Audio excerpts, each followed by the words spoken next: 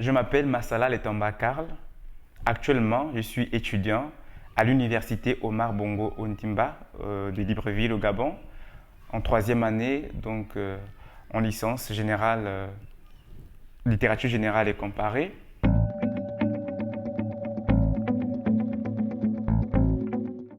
J'ai pas connu en fait l'amour paternel. Avec mon papa, c'était tel, il me disait toujours tu n'es pas mon fils, ton père c'est quelqu'un d'autre. Et c'était des paroles donc de ce genre qu'il me sortait à tout moment. Sors de ma maison. Alors j'étais très jeune à l'époque, 10 ans, 12 ans, imaginez un peu. Sors de ma maison, je ne suis pas ton père c'est quelqu'un d'autre. Ce qui fait qu'à un moment donné, avec mes frères, donc au milieu de mes frères, je me sentais vraiment étranger. J'avais l'impression que ma place n'était pas là. Et à tout moment, je me rapprochais de mes sœurs, donc de mes aînés, de ma grand-mère, de ma mère, demander qui était mon père, pourquoi mon père s'attelait à m'avancer de tels propos. Lorsque je vais arriver chez ma mère, irrité, rempli de colère, je vais vouloir à un moment donné me montrer, me prouver à moi-même que je peux être quelque chose, je peux faire quelque chose sans mon père, bien qu'il ne me reconnaisse pas comme son fils, du moins à cette époque-là, il ne me reconnaissait pas comme son fils, ou il ne me manifestait pas l'amour que j'attendais d'un père. Je vais croiser des amis dans la rue, je vais commencer à embrasser la rue et ça va commencer avec l'année de drogue, je vais commencer à fumer du chanvre. Je vais commencer à en vendre aussi. À un moment donné, l'école, ce n'était plus vraiment mon affaire. Je commençais à jouer donc à la garame, en fait, donc le jeu des cartes. Je commençais à jouer à cela très tôt.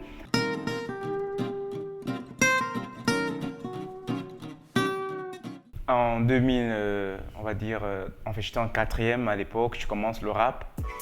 Donc quand je commence le rap en quatrième, on fait des scènes avec des amis, on commence d'abord dans les lycées, dans les quartiers, les freestyles.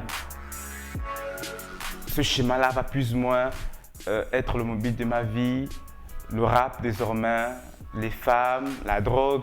Je pouvais me balader à l'époque avec la drogue dans mes chaussettes. Donc je pouvais faire Ovendo Libreville avec la drogue dans les chaussettes et à un moment donné, je suis arrivé à vendre de la drogue et je me souviens qu'on m'appelait à l'époque l'international, comme pour dire bon, le DJ, en fait, un vendeur en fait, en termes simples.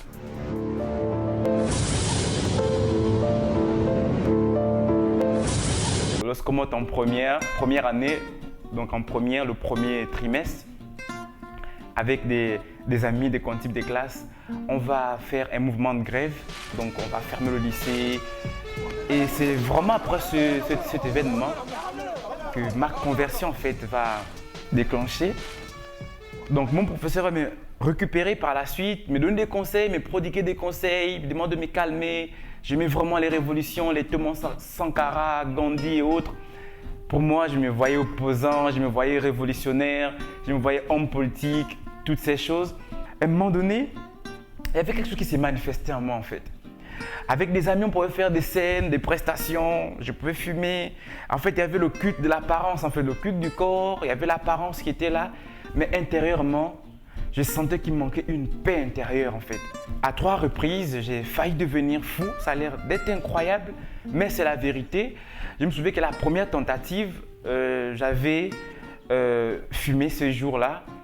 Après, j'étais donc au salon, j'avais sorti mes appareils. J'étais en train de rapper et pendant que je m'étais à rapper, alors vraiment, en un rien de temps, j'avais vu comme si en fait mon cerveau était en train de calciner, en train de brûler de l'intérieur. J'étais sur le coup de sortir de la maison, d'enlever les vêtements et d'hurler comme un fou. La seconde fois, je dormais. Pendant que je dormais, en fait, mon cœur serré, comme on presse un vêtement, le cœur serré. Et je vais me réveiller subitement comme cela. Je vais commencer à lire les psaumes, toujours rien. Et la troisième tentative, après avoir rappé aussi, donc après avoir fumé, je me mettais à rapper pendant que je rappais. À un moment donné, j'avais l'impression que j'étais sur le point de devenir fou. J'étais sur le point de sortir, commencer à parler seul, parler dans la rue. Vraiment, j'étais en train de perdre la raison en un rien de temps. Et c'est là encore que je vais voir la main invisible de Dieu qui va me sortir de là. Mes parents n'étaient pas au courant de toutes ces histoires. Mes proches, c'est-à-dire que je vivais cela seul en fait. Je mourais en silence.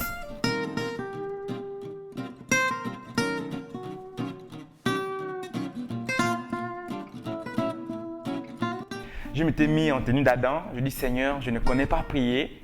Touche-moi. Parle à mon cœur. Touche-moi. Ça dit que c'est soit tu me touches, soit c'est le monde. J'étais vraiment dans une position où il fallait que je fasse un choix. À l'époque, vraiment, j'étais engagé dans le rap. Le rap hardcore. J'écoutais du Kerry James, du Medine, Faflarage, Cynic, All Kerry et autres. C'était le genre de rappeur que j'écoutais. Donc, je me mets à prier dans la chambre. Seigneur, touche-moi. Donc, j'ai fait quasiment toute la journée. Je ne mangeais pas, je ne buvais pas. J'étais là, enfermé dans la chambre. Je voulais vraiment que le Seigneur me touche, qu'il puisse vraiment parler à mon cœur parce que ce poids-là, je voulais vraiment qu'il puisse me quitter. J'étais vraiment fatigué, très jeune. J'avais l'impression que je ne peux pas vieillir. L'âme me pesait vraiment déjà. Et c'est comme ça que dans ma chambre, pendant que je suis en train de prier, je prenais 1, 2, 3 jours comme ça là. École, chambre, école, maison, chambre. Je passais vraiment le temps à lire le Nouveau Testament, lire la Bible, lire la Bible. Et un soir, je vais arriver à la maison et une pensée donc, va me monter comme cela à l'esprit. Arrête de passer ton temps, de perdre ton temps avec tout ce que tu veux entreprendre. Tu as ta drogue à côté. J'avais toujours la drogue dans le sac. Prends la drogue et fume.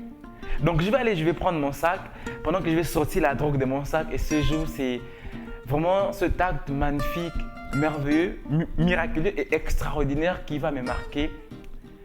Je vais avoir la drogue entre mes mains et pour la première fois de ma vie, en fait, je vais voir comment le Seigneur va me délivrer de l'amour de la drogue, du désir de la drogue, de la puissance de la drogue.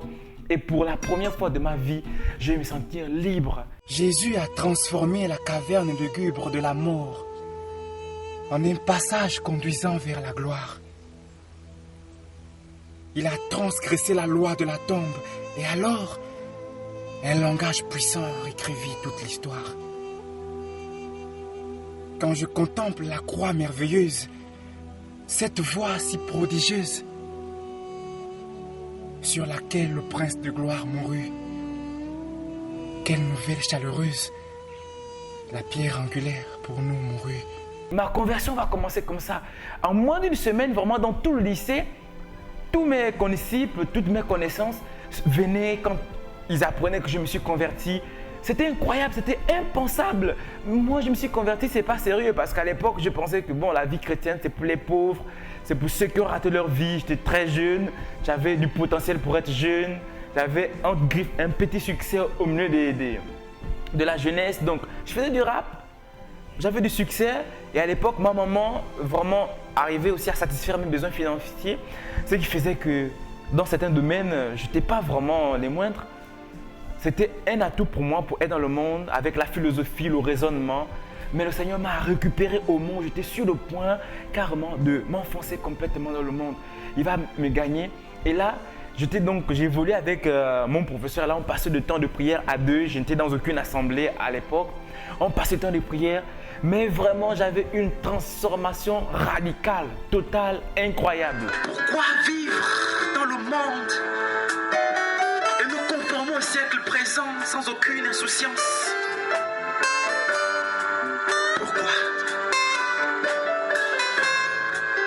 Pourquoi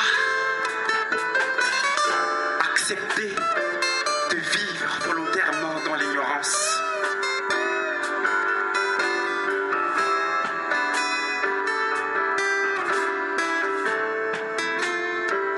Ce texte est une invite à un réveil personnel, à une prise de conscience réelle,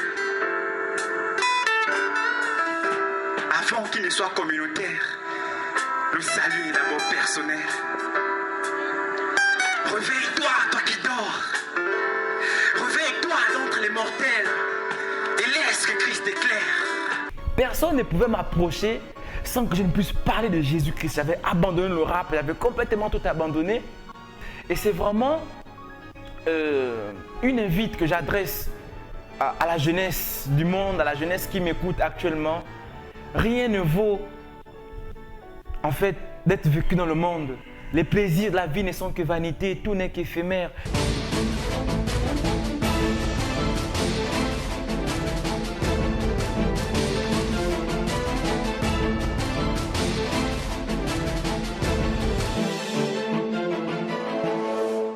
Les pots arrivent.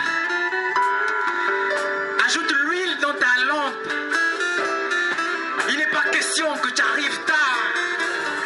Il n'est pas question que tu taches ta robe blanche.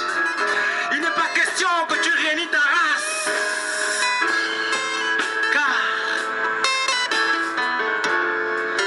il n'y a pas de place dans le royaume pour les lâches. Rentre maintenant dans les rangs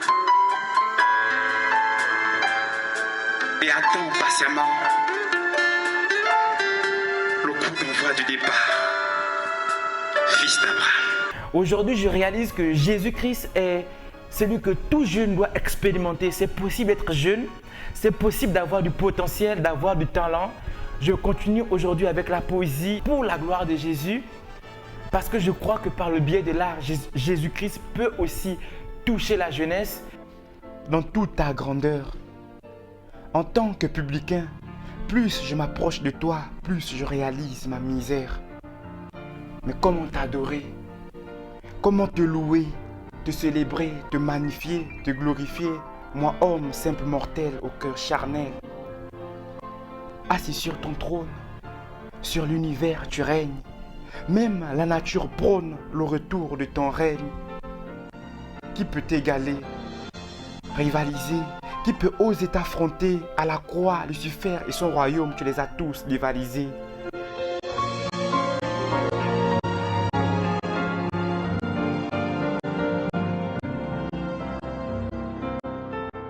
Sincèrement, très franchement, pas besoin de serment, vaillamment et sûrement, effectivement, évidemment, à la croix, tu les as tous livrés publiquement. Et à présent, je décide d'avoir tes sentiments, ce sentiment de vivre uniquement pour toi simplement. Sainteté à l'Éternel, les anges et les archanges crient « Saint, Saint est l'Éternel ». Les sages de tous les âges disent « Sainteté à l'Éternel ». Tous les genoux fléchissent devant l'Éternel. Toute langue confesse le nom de l'Éternel. Sur la terre, sous la terre, dans le ciel de l'univers, aucun nom n'est élevé au-dessus du nom de l'Éternel. Si personne ne t'adore, Seigneur, que ma vie soit une lettre qui retrace les vers de tes merveilles. Puisque tout le monde dort à cette heure, que mes rimes soient un réveil qui éveille. Que ton règne vienne. Dieu est amour, c'est ce qu'enseigne la Bible. Dieu est tout-puissant. Il connaît toutes choses et en outre, il est présent partout. Mais en essence, Dieu est amour. Dieu ne veut pas que l'homme périsse, mais au contraire, il veut que tous les hommes se repentent et connaissent la vérité. Ce qu'il veut, c'est que nous vivions avec lui au ciel pour toujours. Tout ce qu'il demande, c'est que nous acceptions Jésus-Christ comme notre Sauveur. Nous voici arrivés au point important. Écoutez avec attention. Le salut est un cadeau de Dieu pour tout le monde. La seule demande venant de Dieu est que nous ayons la foi. Même la foi est un cadeau de Dieu. Que pourrions-nous attendre d'autre que de l'amour d'un Dieu d'amour?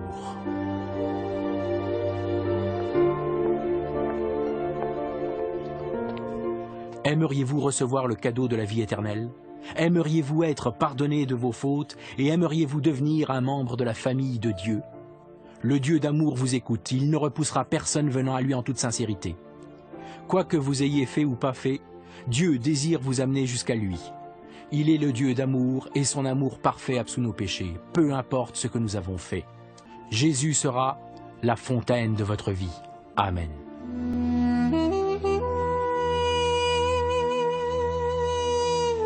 Je considère mon gain le plus grand comme une perte et verse de mépris sur l'orgueil hérité de mes pères.